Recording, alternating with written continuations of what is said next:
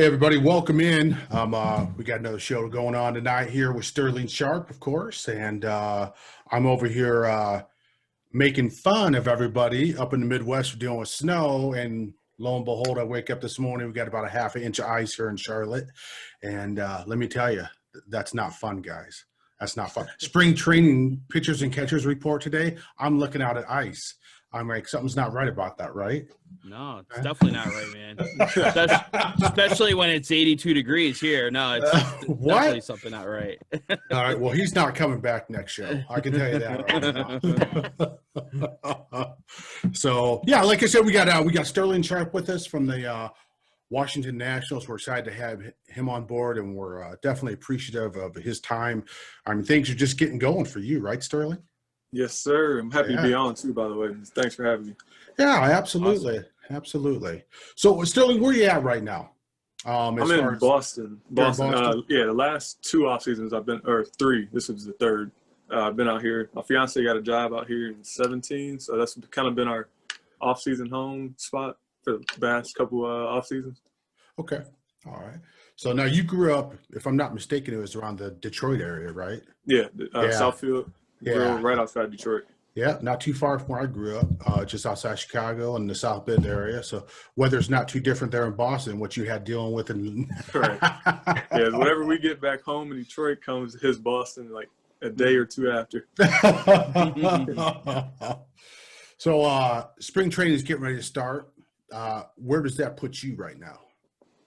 I'm finishing up my rehab, and we'll be reporting like end of March, start of April, like that time. Once big league camp finishes up, I'll be down there, hopefully getting some mountain progression in to get me ready to go after about 3-4 weeks, and hopefully get out of there and get to an affiliate and get some innings under my belt.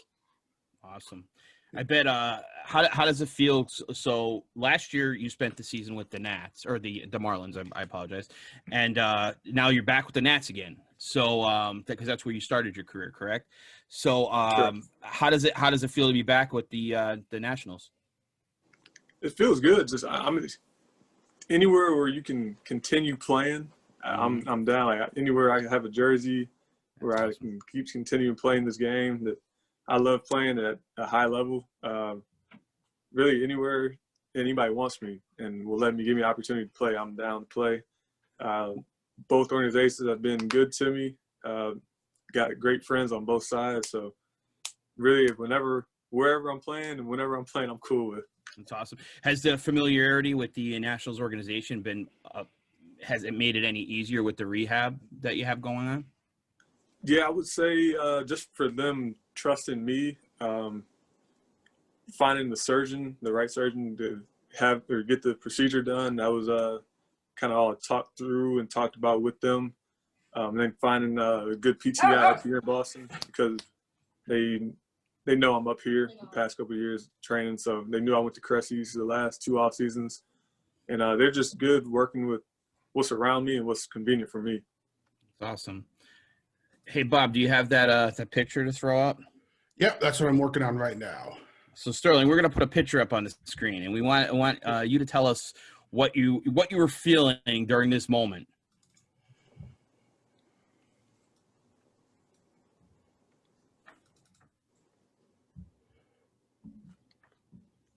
There we go. Can you see it? It's not on my screen. I think I know what pick that is. It's from 8-5 of last year. So yeah. That was a big day in your life, right? Yes, that was the debut that I was waiting for throughout from first day of spring training when we got shut down, come back, spring training 2.0, and then the waiting to see if I would get in the first series, and then we go to the next series. So I finally got in at Camden Yards, and it was just awesome. Yeah, kind of surreal moment. It was a little weird just because, when you make your debut, everybody thinks that you're going to be in front of 30,000, like 35,000 fans. And obviously last year was crazy, different times. So just kind of walking off, it was just super quiet. You can hear everybody from the dugouts talking. So I was just walking off. I'm like, that was my first inning. Was it harder for guys to get amped up as much as you normally would last year? Just because I know, for, playing baseball myself, it's got to be very weird to play with nobody there, And a lot of times you guys are feeding off the crowd, you're feeding off the people, and the energy of the stadium and stuff like that. And without that, was there much of a difference? Could you feel the difference? I think so. There's some guys that it might play more of a factor on velo than most, especially guys off the pen. They back in the game, guys where they feed off the energy, the crowd energy, where you might get an extra 1 or 2 ticks if it's the right moment and you're feeling great. And for me, I think the adrenaline also kicks in with the velo and stuff. So it kind of felt like some inter-squad games, just random days, but you got to go through that. But you're at the big league level. You're playing other big league guys who are trying to mess your stats up. So you're trying to get your stats on them and just pitch to the best of your ability. Yeah, it was weird because there were nobody in the stadium, but there was probably a lot more people watching some of these games from home just because everybody was stuck at home, So it was different. But regardless, it was awesome seeing you make your major league debut. I know you worked hard for a lot of years, so that was really impressive. So we're definitely looking forward to seeing what you're going to do this year. Oh yeah, definitely. I'll be back soon. Absolutely. Speaking of your rehab, what exactly was the injury, if you can talk about that? Yeah, I had a torn labrum, and I had in my hip, and a cam pincer, like an impingement. So it was you think of like a ball in a socket. Mm-hmm. The surgeon said I had like a square head of the femur in a round socket. So he said he said I don't know how you were really pitching, just because there was like no room for the femur to move, the ball in the socket to move. So I was getting really sharp pinches the night of pitching and the morning after, where it was kind of hard to walk. It was like you had to warm up to get the little joint, right? Kind of warmed up to just do anything. So we went in, they repaired the torn labrum, they shaved down some bone to make it more round and easier to move around in there. And that was September 24th. And so I think I'm around 5 months out now in rehab. I think if that's the math is right. I don't know how long I lost track now. Now, where are you at in that process, though? How close are you to throwing off the mound comfortably without even thinking about?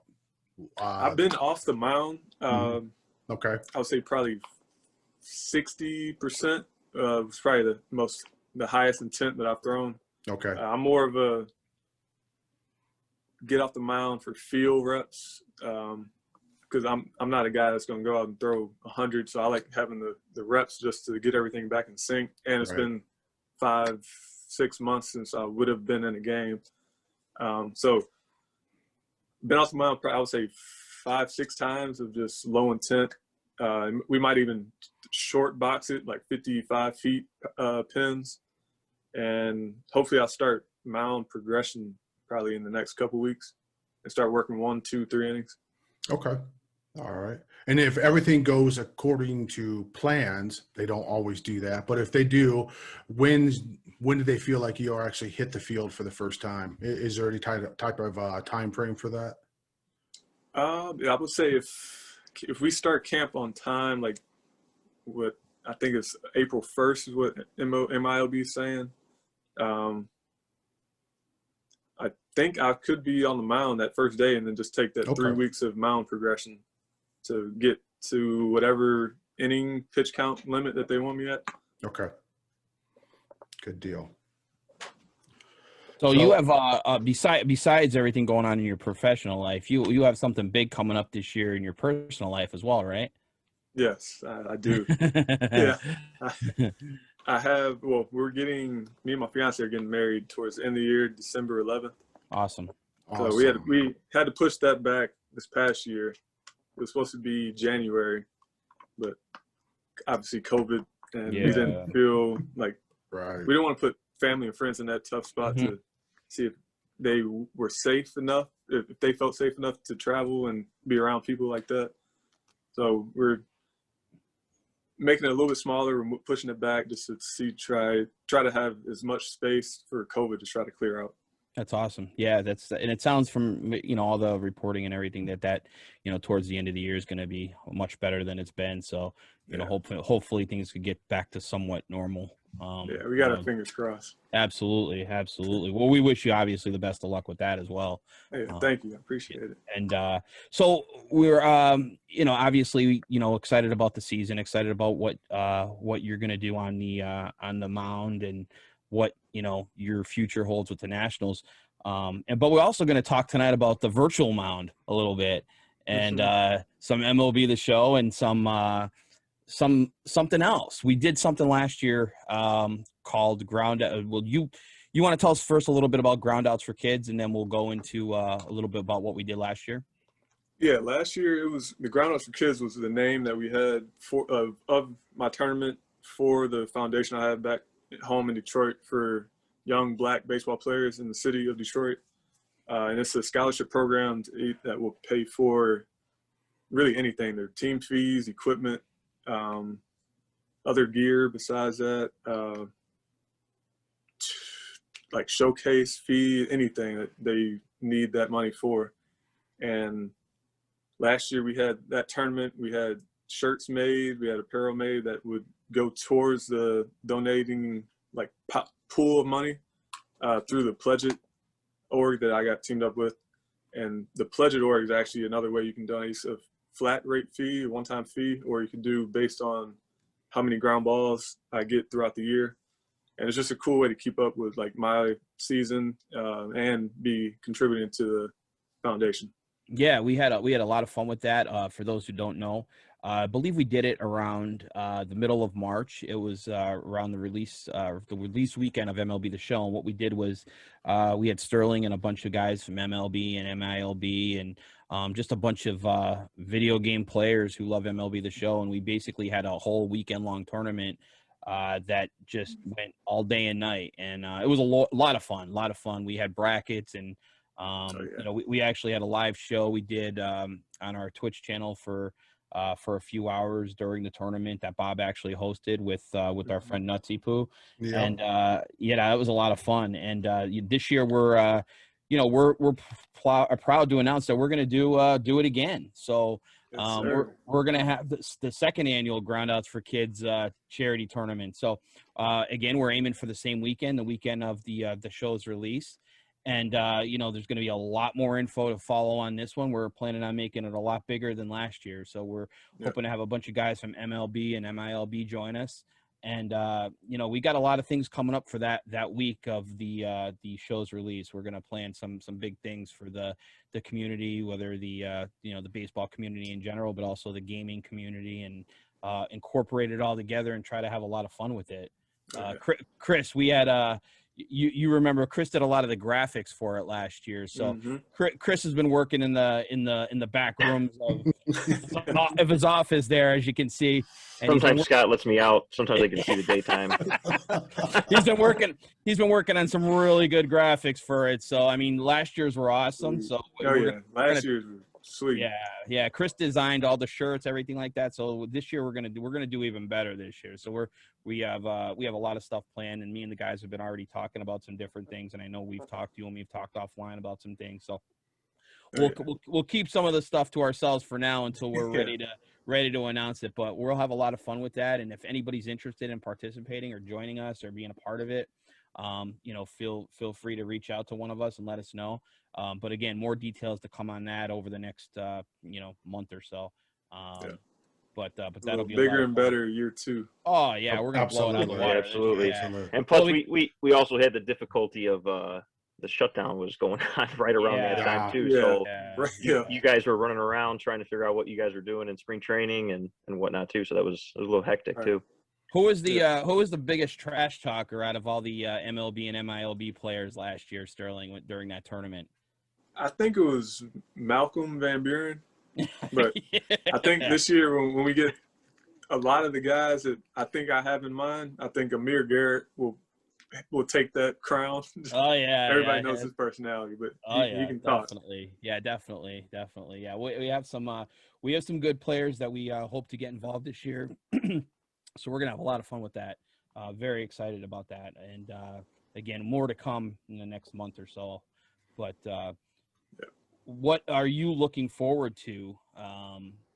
Besides, obviously, the game coming out with MLB The Show. What are you looking forward to personally with your video game persona in MLB The Show this year? Ooh. Anything in particular? I would actually I don't know if they can, how the next gen engine will work, but just seeing how if they can incorporate just different movements, I guess, with pitchers. Because I know everybody has the same, like if you have a sinker, everybody has the same type of sinker in the game. So I don't know if next gen where they can are they able to do like spin rates and stuff now with PS5's engine? Or well, we're hoping with that new pitching mechanic that it may go. I mean, we don't know exactly how it works, but I believe, correct me if I'm wrong, guys, but with the 2K mechanic of the past, it's gesture controlled, correct? So correct. if you didn't make the correct gesture to the left or to the right, you would get a curveball that wouldn't break as much, right?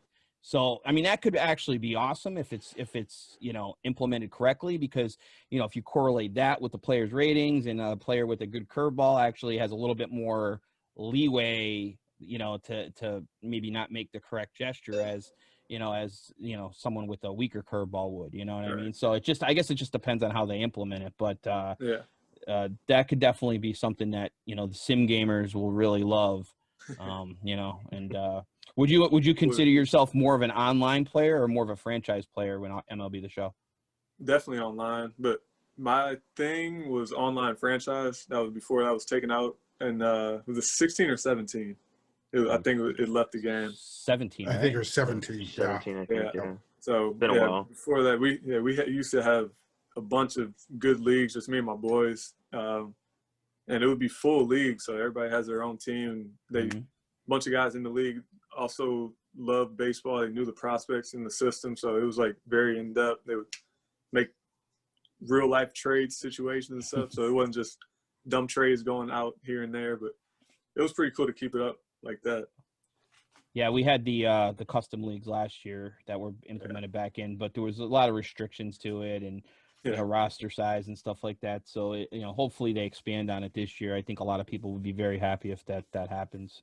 Definitely, I'm one vote for that.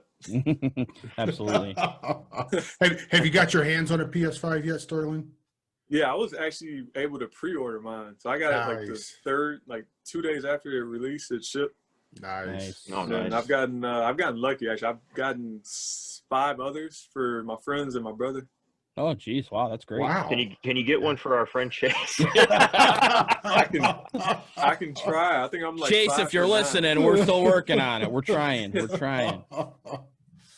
Now, Sterling, coming from your perspective, obviously most of us consider MLB The Show a true simulation, with some aspects being a bit arcadey. But from a player's perspective who is in the game today, what's your favorite aspect of the game? What is part of the game that speaks to you the most from a player's perspective? I think the animations or the kind of the swing, like feedback on the hitters. Because I'm really just looking at the hitters, because I feel like I've faced some guys in real life that might resemble some of that in the game. And I think it was my first game in spring training, actually, where I got Yachty to ground out to a double play. This was we shared a complex, but I think it was my very first spring training outing. And Yachty was up, and I was thinking in my head, I'm like, I've thrown to him in the show so many times. I'm like, oh, that's great. That's great. So, yeah, I fell behind, but I'm like, his swing like in real life looks how it does in the show. And I'm like, it kind of plays to my help, where it's just, if I throw a pitch where I am supposed to, where I want to, I think it would be 9 out of 10 ground ball were out in my favor to where shortstop, third base, and it was just plays into my favor where It's the fun. game. I feel like the show helps me out a lot, just looking at that and translating it to real life.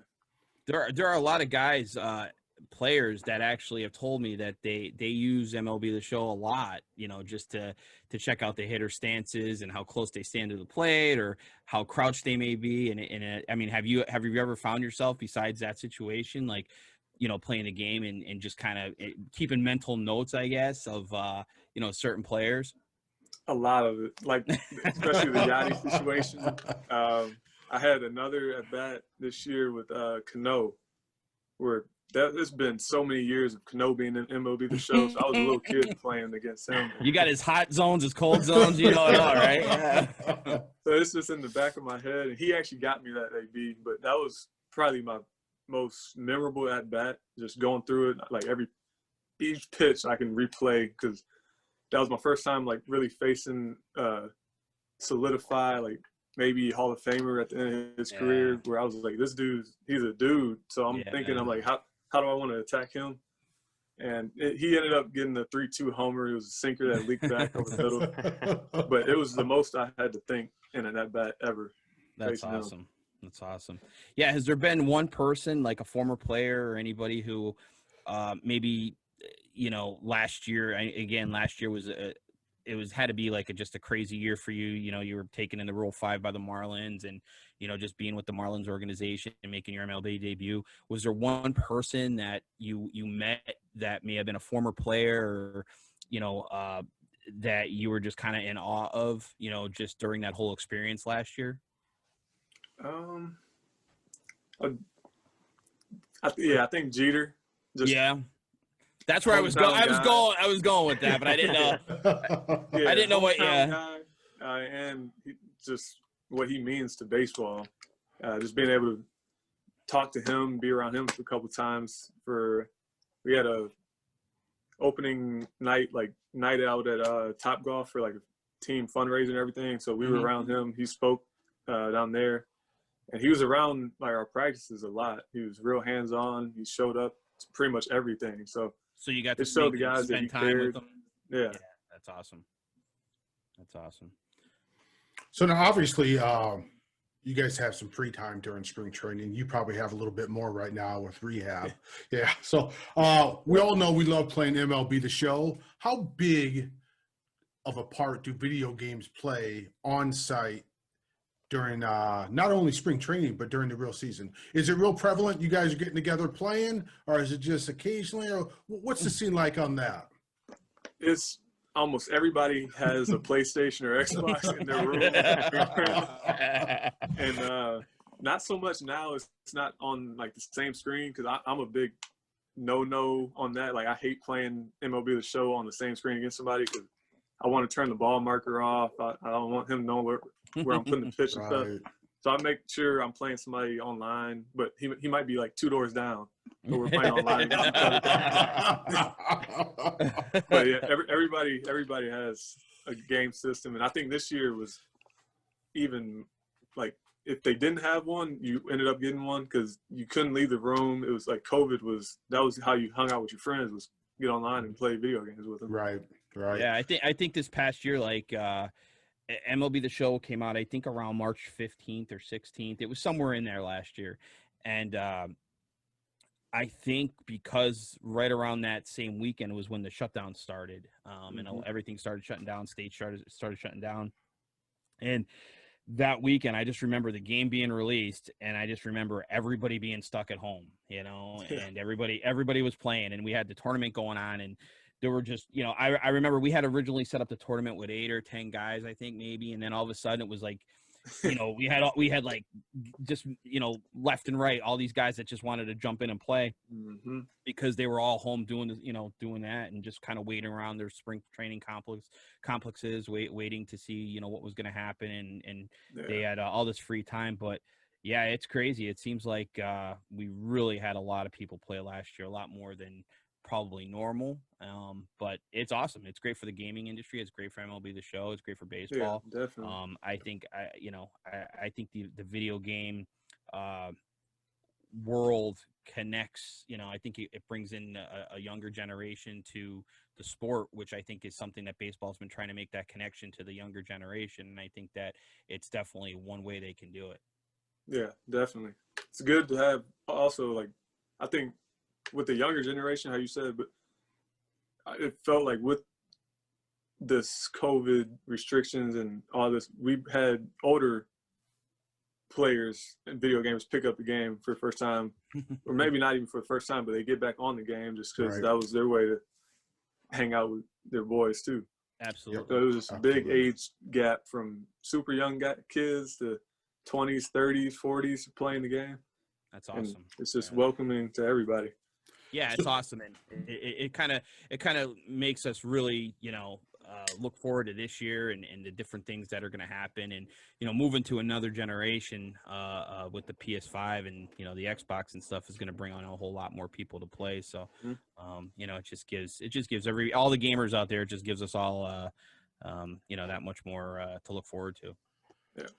Now, I don't want to ask the hard-hitting questions here, but Sterling, if you're not playing MLB The Show, what are your next two go-to games?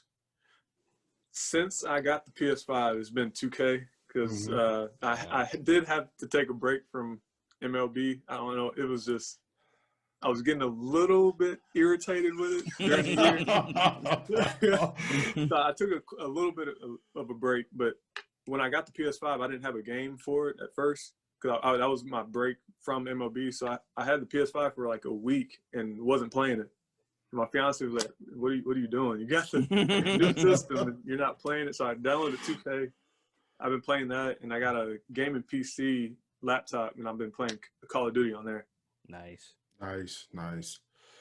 So what's your you got a PS5. This is my last video game question, I swear. All right. But you got a PS5. What's your favorite feature of it so far? If you have one. Yeah. I'm liking the UI, that like the home screen kind of interface. Everything's just kind of, obviously it's very much faster than the PS4, but that home screen just has so many shortcuts to get you through other games and party modes and settings and stuff. But I think that's, for me, I'm still getting used to it, but I think that's way better home screen than the PS4. Yeah, we had talked about that. We also talked about the implementation of the controller, the haptics in it, and just how the pressure feedback, and even in NBA 2K, you can feel like a lighter player running up and down the court. You can feel in the triggers and that. We love that, and I bring that up only because we're excited to see how they implement that in obviously MLB The Show. Yeah. Right. There's a lot of great ways we could go with that. So, but yeah, that was my last video game question, guys. I swear I'll sit over here and be quiet now. So I actually had a video game question though, so I don't know if we're necessarily done yet. What was it like seeing yourself in the game for the first time? It was so sweet. Everybody, my boys, like my little league team that I used to play with growing up, like the 12, 13 you kids on the team now, they were like, does that mean we get to play with you this year? Are you in the game and all that? So they all took screenshots of me and sent it to me, and they're saying how awesome it is. And my coach is telling me, like, did you know you were going to be in it? I got my. They came to spring training like maybe second week of spring, and they had the headshot scan, and I got to do that. And they got the little shirt, MLB The Show. Cool. My face was scanned thing, so that was pretty cool. It's awesome. Oh, we got another. We just had somebody jump in. My dog decided to jump on the show.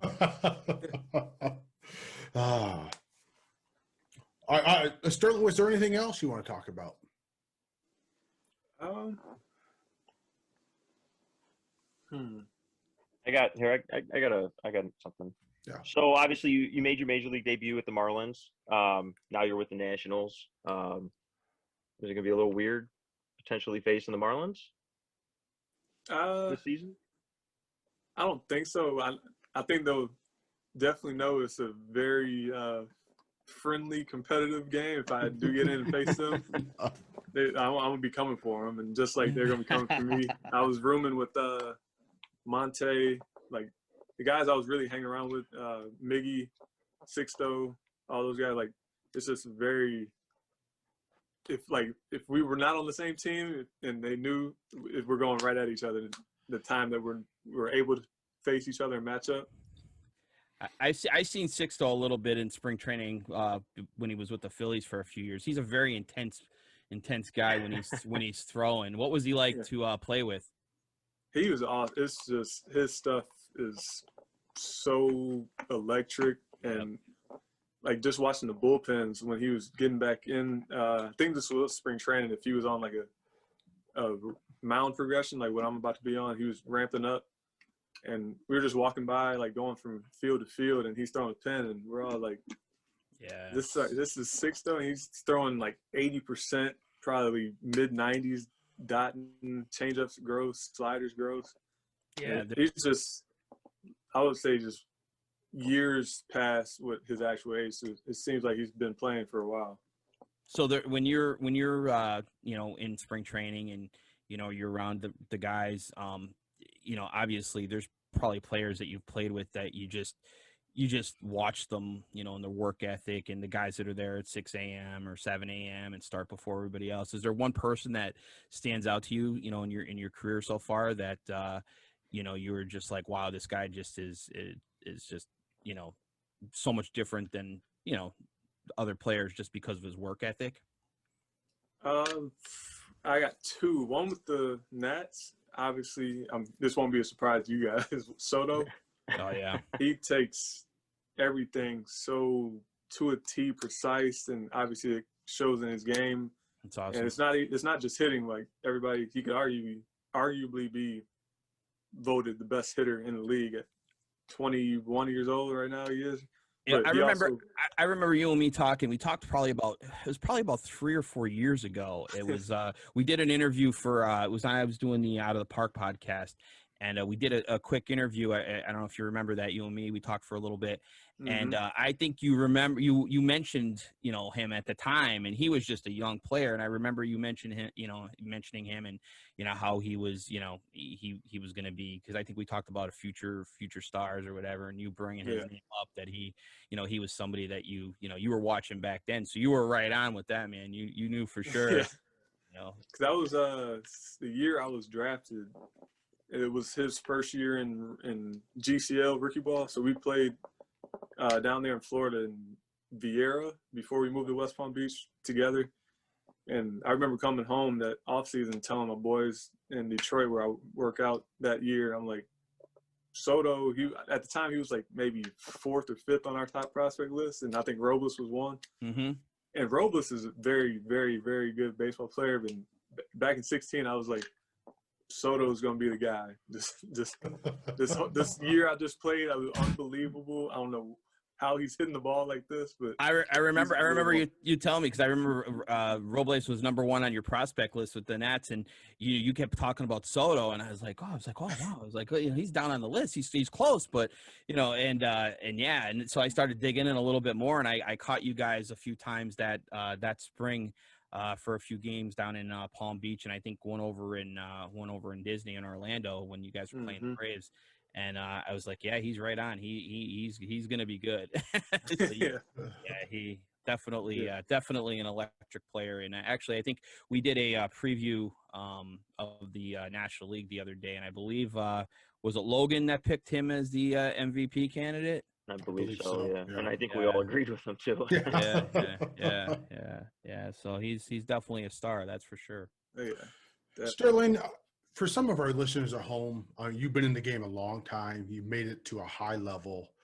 What is the difference in pitching at this level that you're at now versus pitching, say, 5, 6, 7 years ago? Is it mental? Is it physical? Is it what changes as you go higher and higher when you're on that mound? I would say the mental is most. Obviously, there's physicality to it too. The older you get, the stronger you're gonna be. You'll start throwing harder, older and bigger you get. But the minor adjustments from the outside in, looking in, they seem minor. But I talked about this with we had the Players Alliance meeting, like Zoom meeting a couple of weeks ago with Tyson Ross, and it's the ability to make adjustments pitch to pitch at the big league level, which separates, I would say, big league pitchers and minor league pitchers and college, like lower level guys. Just the ability to be able to see and adjust your approach or see the hitter's approach and figure out how to get him out pitch to pitch instead of maybe giving up a hit. Next at bat, the guy comes up, you give up another hit, kind of like the same way you gave up the first hit, and you take 2 at bats to make an adjustment, find out what he did. And big leagues, you got one pitch to really see, kind of read swings and make an adjustment off of that. Because you give a hitter like Cano, like my instance, two free pitches to look at. He's just getting more feedback on me, and I'm not getting anything back on him. And he's taking it in his brain, and he's just coming back 3-2 homer to right center. So that's when I didn't make an adjustment quick enough. So I know we talked about this before, and you have kind of a real smooth delivery. Your motion is it kind of reminds me of a player, and I just want to see if it's the same player that you're kind of, you think your motion is similar to. Is there anybody specifically that you think you throw like, or is there a player that you kind of modeled your motion after? Before this off season, the delivery was pretty much the same as Stroman's. I don't know if that's who you were thinking of. Yeah. Exactly. Yeah, I was. You're very similar. It was very similar. Yeah, and then this off season, I've been messing with the hands going above your head. So like Scherzer, Buehler, Jack Flaherty, old school style. Yeah. Nice. So just try to get that rhythm. I don't know if it just felt better with me trying to get back with my hip surgery, just kind of walking into a step before throwing. You feel like you're getting a little bit more power behind your fastball with that? In a way, it just kind of syncs my body up better and makes me stay over the rubber, back leg longer, and just kind of gets everything on time. Awesome. So it's a big feel thing. So if you want to make an adjustment, do you just go out and say, I'm going to make this adjustment? Or are there people that you have to talk to about making that adjustment on the mound? How does that work? I think the Nats trust me to, like in the off season where I don't have coaches around. Right. I'll make that adjustment, and then I'll have this off season to work on it. And I'll mention that, or they'll see videos that I send them of me pitching, and they'll either say, I like it, we can work on some things here and there, but it's not really like I'll do something and then be like, is this okay? Because I think the past 3 years with kind of the unique way of pitching that Stroman had, like with the pauses, the leg hangs, quick pitches, that the Nats were cool with me doing. I think they trust me with being able to repeat my delivery and do things that some people might not do pitching wise. So I think just adding a little hand motion and whatever, anything else that I want to do for changing delivery or adding some things they'll be cool with. Very good. Very good. Thank you. So I think the we've obviously talked a lot about MLB The Show. We've talked about your rehab and your hope for 2021, and ideally when you do get back on the mound, do you prefer to start or relieve, or how do you how are you approaching this season, and what role would you prefer to be in? I would say preferably start, just because I would say, like, the thing I've had success in my minor league career starting, and that was all with the Nationals. And I just think I'm better knowing my day of pitching and having that rest leading up to it. I'm definitely open to whatever. Like this past year I was relieving, that was my job, so I'm gonna go out and do my job. I think the Nats also believe I'm better knowing that I'm gonna throw every 5 days and be able to get that rest, have a plan in those 4 days of not throwing. Mm-hmm. So I think starting or being like a long inning guy will be best for me. Awesome. So what do you we did a preview the other day of the National League, like we said before, and we talked a little bit about the National League East, and we pretty much the consensus was that we think it's probably going to be the best division in baseball, top to bottom. I mean, between really, I mean, any one of those teams could win the division, and I don't think anybody, even the Marlins, I mean, the Marlins kind of came out of nowhere last year, which obviously you were a part of, and they had a great run, and is there one thing that you're excited to see this year going into this season with the National League East, or is there something that you hope to obviously you hope that you guys are obviously going to win the National League East, but is there something that you hope to accomplish, from a team perspective besides, obviously winning the title? Or I think winning the NL East was our first goal, just because you see all the moves that people are talking about from other teams, and nobody has really talked about the Nats like key signs this year. And I know that's going to be the chip on our shoulder. Like, Mets got these guys, Braves signed these guys, and Nats we're still going to be. Nats. Yeah. Now, is there one player that you guys signed this offseason that you've never played with that you're excited to play with?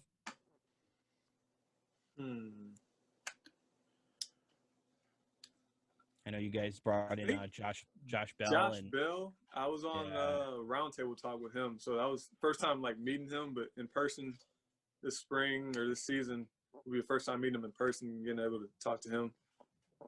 Yeah, and I know you guys brought in John Lester, and I'm sure Schwarber. You got Schwarber, and Bob knows a little bit about Schwarber. Sorry, yeah, Bob. A little bit. Bob's a Cub fan, in case we haven't told you that. So we kind of cut him some slack because of that. As you should. I mean, really, because I go back to the 80s as being a Cubs fan. So I'm not none of this, 2016 Cub fans. Yeah, he's a diehard. Yeah, I'm a diehard. Yeah. So I do have a question for our. This kind of goes back to our buddy James, who wasn't a part of the show tonight. He had to work his real job, but he's a Detroit Tigers fan. Growing up in the Detroit area, were you a Tigers fan growing up? Oh yeah, yes. We had a bunch of teams that I remember. We had Maglio, we had Craig Monroe, we had Curtis, we had Austin Jackson, Prince, like Carlos Guillen for some old time names. See, James is going to be upset he missed this show. He could talk Tigers with you. I don't miss seeing those teams.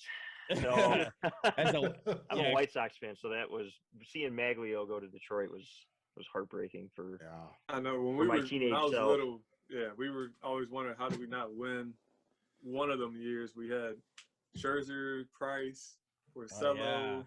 Yeah, that team was ridiculous. They were really, really good. Yeah, when you look at the talent that they had over the years, it's crazy. It was just a. What about Tiger Stadium? Do you have memories of going there as a? I think that before you. Yeah, I think that was torn down. Not too long before I was born. Okay. But my dad actually has, this is cool. So he actually has two bleacher seats. Oh wow! Like that they cut out, and he has them in the basement. Two bright orange seats from Tiger. That's awesome. That's awesome. Now, has your dad been to the old stadium and new stadium? Yeah. And does he ever talk about which one he loves the most? I'm pretty sure it's Tiger fan just because that was his time. That was his time. Now, Sterling, that's his way of saying old man time. That's what he's really saying. Oh. But you'll have to convince your dad to give up those seats to go in your man cave in your gaming room, so you could sit there in the old Tiger Stadium seat as you're playing MLB The Show. Yeah. I think I can be able to get one out of the two from him. There you go.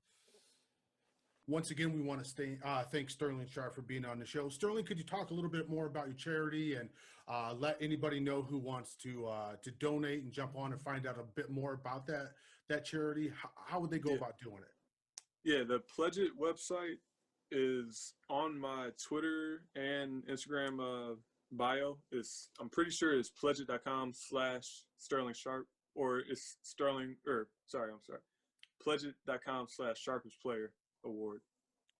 So either my name or Sharpest Player Award, and you're able to do a one-time donation, or you can keep up with per ground ball out, and the money for per ground ball will be set when the season starts based on how many games it looks like we'll be playing this year.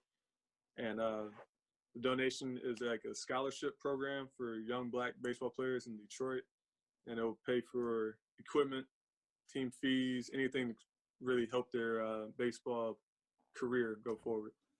Yeah, we'll get all that information out on our Twitter accounts too. We'll throw all that information so you guys know where to find Sterling and how to get in contact with the charity if you guys are interested in that. And like I said, sorry guys, Bob, you're gonna have to edit this golden retriever out. The dog is very interested. Yeah, he wants to be a part of it. But we'll talk more about the charity and the tournament coming up in the next few weeks. We got a lot more information coming out. That's going to be very exciting. We hope to get a lot of people involved in some other things that we're going to do around the release of the show, and also the tournament, that opening weekend of MLB The Show. So we have a lot more to talk about in regards to that. But while we're talking MLB The Show, like we've been most of this show, let's talk about the trailer that never came today. Chris, what are your thoughts? That I know there was no official announcement that there was a trailer coming today. I think people were just expecting it. I think it was just people just guessing that there was going to be something that dropped, just because they kind of follow a little bit of a schedule, and it just seemed like it would make sense that we would see something new. But I don't think it's anything to really worry about or anything. I mean, it's just there's plenty of time before the game releases. I guess we'll just wait till next week and probably see something next week, I would think. Yeah, absolutely. What's your thoughts, Bob? Well, see, that's the thing. There was nothing official that actually came out, or that guided our expectations in regards to hoping for a new trailer today. That's what it was. It was just hope. So I think at this juncture, you just have to kind of keep eyes and ears open on a daily basis, because you don't know. They gave us a roadmap, but that roadmap really doesn't start until March 11th? Isn't that it? March 11th. So in here we are sitting on the 18th of February. So we still have, 3 weeks until that takes place. So at this juncture, it really is just, it's on us hoping on a daily basis to get a little bit more information, wanting a little bit more information. I don't think it means anything. I really don't. But, this is where we're at right now. It stinks. Yeah, I wanted to learn a little bit more about franchise today. At least that's what my hope was. No, I think I'm excited, because I think that there was a question that they put up on the official Twitter account yesterday about, if you had any questions on franchise or March to October, to, leave them in the comment section. And there was quite a few really good questions from, the community. So I feel as though I'm very hopeful. I think we're going to have an awesome year. As franchise players, I think there's going to be some cool additions. That's just the feeling I get. I'm super excited about the next generation of, PS5 and Xbox. What's your thoughts on that, Sterling? What's your thoughts on being able to play the MLB The Show on Xbox now and stuff like that, and all your friends that, maybe never had a PlayStation? That's cool, right? Yeah. Definitely love it, because now I can actually play the Xbox players that were talking all that smack. Yeah, I told you these guys, for a while we were talking about, the possibility of this, and I think that it's going to open up the the gaming world of baseball so much just by having that game on those multi-platforms, because there's so many people that just have a PlayStation or an Xbox, and right. I think that by just opening it up to that whole new group of gamers, it's going to bring in just such a huge crowd of new MLB The Show players that it's going to be a lot of fun. Right. What was the last baseball game for Xbox? The 2K13. Yeah, it had to be 2K. Yeah, 2K13, and really that was just almost a carbon copy of 2K12 with new rosters. Yeah. They've been out without a baseball game for 8 years. 8 years. Could you imagine that? I'd go out and make my own. There's no way I could go 8 years without a baseball video game. No way. So, you know, and I put out an article today, and no, I'm not pimping my own article. Yes, he is. Yeah. It's just, He is. it brought me to a point that, Sterling, we talked about the other day about how we are hoping that we see Sony start pushing this whole singular like ecosystem in MLB The Show, how it's not just franchise, it's not just Diamond Dynasty, it's not just the rosters for minor leagues, it's how this whole world is going to be created and what the possibilities of the power of the PS5 and Xbox bring to the table now and what they're going to be able to do with that power. And yeah, I mean, I couldn't stop writing about it. I'm not going to lie. The more I wrote, the more ideas just kept popping. I'm like, if I can think about this sitting in an office in Charlotte, North Carolina, you darn well know out in San Diego with their minds, they're thinking about that stuff. So that's why I'm excited. I really am. I just wanted to get here and just so everybody knows, I officially turned down the review today just so I could just sit back and enjoy the game when it drops. Oh, wow. Look at that. Bob just broke some news. Yeah. Everybody was news. Yeah, breaking news. Yep. Bob's not doing the review this year. So wow. Yeah. So yeah, I think that's what has me excited. And Sterling, we also talked about, like I said, the Xbox user. We just hit on a little bit, but 8 years, no game, and most of the guys that you know, and this may get you in trouble, but most of the guys that you know and hang out with, are they PS5 guys? Are they PS guys? Are they Xbox guys? PS5. I mean, I can't. Yeah, because I got to be able to play the show with you. Now, do you find yourself spending more time on the PC now, gaming, or do you find yourself on console more? I would say towards the end, like middle to the end of this past baseball season, was more PC. Yeah. And then when I got the console, it's been a lot of console. Yeah. In early November, I think when I got it. Yeah, it's nice to have both options, isn't it? Yeah. Yeah. Did you build that PC, or do you have someone do it for you? I got just pre-built. It was a gaming laptop, Alienware laptop. Okay. But, shout out to Alienware. Yeah. I want to eventually build my own tower for like the stay-at-home tower. Right. So for off season, so I won't have to carry it. So Bob, if you want to pimp that article out, where can we find that article that you wrote today? Oh, well, as always, it's going to be on Operation Sports. Yeah. Okay. Always. Yep. If anybody's interested in reading Bob's article that he wrote today, obviously we're just teasing. It's a great article. Bob writes some amazing articles for Operation Sports. So definitely, check it out. I appreciate that, but I'm not going to lie. I did. A lot of the ideas came from what we talked about on this show. It really did. Some of it may seem off the wall. Some of it may seem right on. But yeah, I really am excited about seeing what Sony San Diego does with this series, with this franchise. I believe that it can be the best franchise out there in terms of top tier sports franchises or titles. And I just have, and this is no slight on anybody else, I just have more faith in their ability to give me what I see on the field on my TV than what other games do. That's just me. Yeah, some would say maybe NBA does that. And I love the NBA 2K series, but I feel like Sony just delivers a more authentic experience to my screen when I'm playing it. That I remember from when I played for so many years. So yeah. So anyways, once again, we don't want to keep Sterling on here forever. He's got better things to sit on camera and talk to us, but we want to thank you so much again for just being on here. We look forward to having you back here soon, talk about the charity event and charity, which once again, everybody will have all that information listed. So if you want to donate or learn more about it, you can just click on the link that we'll provide you guys. But for right now, we appreciate everybody that just takes time to listen and to watch. For those of you who are interested, we've only been on Spotify.